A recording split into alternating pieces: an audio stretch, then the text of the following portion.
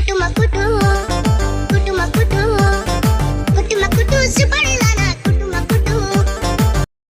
দিনটা ছিল 2 ফেব্রুয়ারি। বেশ কয়েকদিনই হলো ভয়েস ওভার না দেওয়ার কারণে গ্যালারিতে পড়েই ছিল। আজ একটু সময় পেয়েছি, তাই ভাবলাম ভয়েস ওভারটা দিয়ে তোমাদের সাথে শেয়ার করি।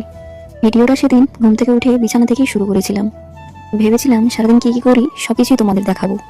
তো সেদিন ছিল আমার দাদুর বছর কি 9টা বছর হলো দাদু আমাদের ছেড়ে চলে গেছে। তাই বাড়িতে আজ কিছু মানুষকে খাওয়ানো হবে। প্রতি বছরই হয়, সেদিন বাড়িতে সবার মন খারাপ থাকে, কেউ কাজে বেরোয় না। দাদির ভালোবাসা কোনোদিন সেভাবে পাইনি, তবে দাদু আমাদের খুব ভালোবেসেছে।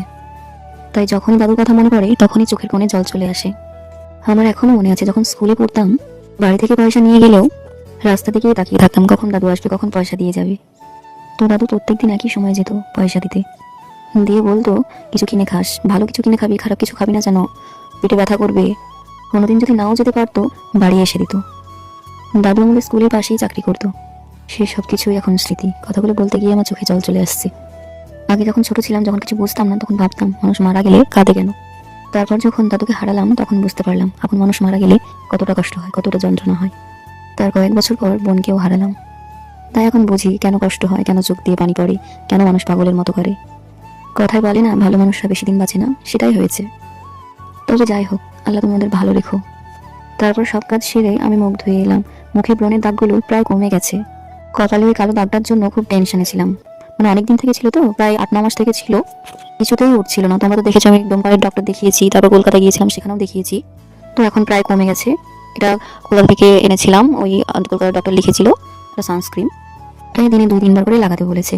আর একটা নাইট ক্রিম দিয়েছে, ওটাও লাগাচ্ছি নিয়মিত। দেখা যাক কি হয়। ইনশাআল্লাহ উঠে যাবে, কারণ এতটা উঠে গেছে যখন, তখন আর যেটুকু আছে সেটুকু উঠে যাবে। তারপর দুপুরবেলা খেতে বসেছিলাম। মেনু ছিল বেগুন, আলু আর গাজর দিয়ে তরকারি, ছোলার শাক ভাজা, ডিম ভাজা, আর স্যালাডে শুধু গাজরটাই ছিল, আর অন্য কিছু ছিল না। ভাতটা তো দেখতেই পাচ্ছ, রেশনের চালের ভাত। তারপর স্নান করে রেডি হয়ে কাকুদের বাড়িতে গেলাম, কারণ কাকুদের বাড়িতেই খাওয়া দাওয়া হবে, কাকুই খাওয়াচ্ছি। গিয়ে দেখলাম রান্না বান্না প্রায় কমপ্লিট হয়ে গেছে। আর এদিকে আমি মিকিকে একটু আদর করছিলাম আর বলছিলাম আজ এত শান্ত কি করে হলো, সারাদিন এত ছোটাছুটি করে। সেদিন সারাদিন শুধু খেয়েছে আর ঘুমিয়েছে। আমি ওকে জ্বালাচ্ছিলাম, চটকাচ্ছিলাম, তারপর রাগ করে চলে গেল। দেখো কত কিউট লাগছে মুখটা, জাস্ট দেখো। তারপর ওকে আমি কোলে নিলাম একটু। আর এদিকে ভাই বোনেরা সব লুডো খেলছিল, আর এদিকে আমার ভিডিও চলছিল। তারপর আমরা বাড়ির সবাই মিলে খেতে বসলাম। তার আগে মাদ্রাসার কিছু ছেলেদের খাওয়ানো হয়েছে। সব কিছু তো আর ভিডিও করা হয় না, তাই এখানেই শেষ করছি। আবার দেখা হচ্ছে পরবর্তী কোনো ব্লগে। টাটা।